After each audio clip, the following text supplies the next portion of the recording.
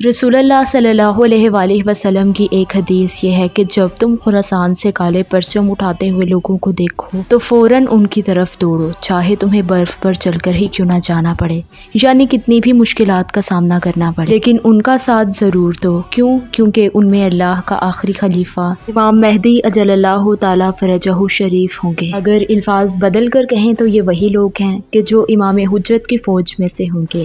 یہ حدیث آج کے دور کے لیے ہے، اور اگر ہم آج دنیا کے حالات کو دیکھیں تو کوئی بھی عقل رکھنے والا شخص آسانی سے یہ سمجھ سکتا ہے کہ وہ فوج کے جس کا ذکر اس حدیث مبارک میں ہے کہاں سے آئی گی۔ اس حدیث میں جو خراسان کا ذکر کیا گیا ہے وہ پرانے زمانے میں بہت ہی بڑا علاقہ ہوا کرتا تھا کہ جس میں ایران، افغانستان اور ازبکستان شامل تھے، مگر آج کے دور میں خراسان صرف ایران کو کہا جاتا ہے، اور ہم یہ دیکھ رہے ہیں کہ صرف ایران ہی مسلمانوں کے حق کے لیے لڑ رہا ہے۔ اب ایک اور حدیث رسول اللہ کی یاد کرنا ضروری ہے کہ جس میں انہوں نے فرمایا تھا کہ میری امت 73 فرقوں میں بٹ جائے گی، جس میں سے صرف ایک فرقہ ہی جنت میں جائے گا۔ اب اگر ان دونوں حدیثوں کو سامنے رکھ کر انبائسڈ ہو کر اگر موجودہ حالات دیکھیں تو ہر مسلمان کے لیے یہ بات بالکل صاف ہے کہ جو فرقہ جنتی ہے وہ شیعہ فرقہ ہے۔ اس بات کی دلیل دو بہت مشہور روایات میں سے ہے۔ پہلی وہ واضح حدیث کہ جس میں رسول اللہ نے فرمایا کہ میرے بعد میرے 12 خلیفہ ہوں گے، اور دوسری حدیث میں فرمایا تھا کہ جو شخص اپنے وقت کے امام یا خلیفہ کو پہچانے بنا،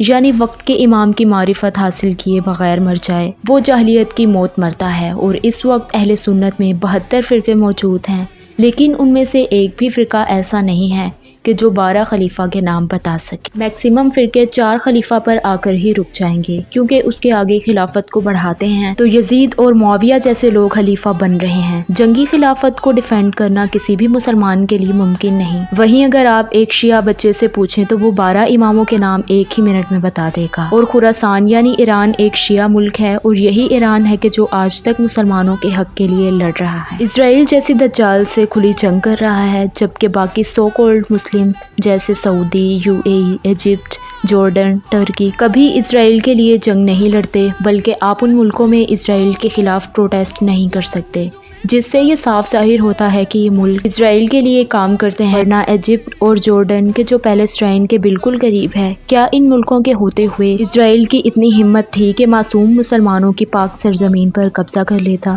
کبھی نہیں۔ یہ قبضہ انہی منافق مسلمان ملکوں نے کروایا کہ جو صرف مسلمان ہونے کا دکھاوا کرتے ہیں۔ اور افسوس کی بات تو یہ ہے کہ اتنا سب کچھ کلیئر ہو جانے کے باوجود بھی آج بھی بہت سے مسلمان خود کو گمراہی سے نکالنا نہیں چاہتے، کیونکہ ان کے باپ دادا نے ان کے ذہنوں میں شیعت کے خلاف زہر بھر رکھا ہے۔ انہیں جھوٹی باتیں سکھائی گئیں کہ جن کا اثر اب تک ان پر ہے۔ سوسائٹی کے ڈر کی وجہ سے بھی کچھ لوگ حق کی طرف نہیں آتے، اور کچھ منافق مسلمان کے جنہیں حق سے نفرت ہے اور وہ ایران کو اسی لیے ایکسیپٹ نہیں کر سکتے کیونکہ وہ ایک شیعہ ملک ہے۔ وہ کہتے ہیں کہ خراسان سے مراد افغانستان ہے، اور جس فوج کا ذکر رسول اللہ کی حدیث میں ہے اس فوج کو طالبان سمجھتے ہیں، جو کہ نہ صرف رسول اللہ اور اسلام کا مذاق اڑاتے ہیں بلکہ خود کو گمراہی کی دلدل میں دھکیلتے ہیں، صرف شیعت سے بغض کی بنا پر۔ اور یہ بات تو سبھی جانتے ہیں کہ طالبان ایک ٹیررسٹ آرگنائزیشن ہے، اور وہ نہ کبھی مسلمانوں کے حق کے لیے لڑے ہیں اور نہ ہی وہ مسلمان ہیں۔ ان کا کام صرف دہشت گردی ہے۔ اور اگر اس جاہلانہ لوجک کو ایک منٹ کے لیے مان بھی لیا جائے تو یہ بتائیں کہ آج تک طالبان نے اسرائیل پر ایک بھی اٹیک کیوں نہیں کیا؟ آج جب اتنے بڑے لیول پر جنگ ہو رہی ہے تو طالبان کہاں ہیں؟ ابھی بھی وقت ہے ان لوگوں کے پاس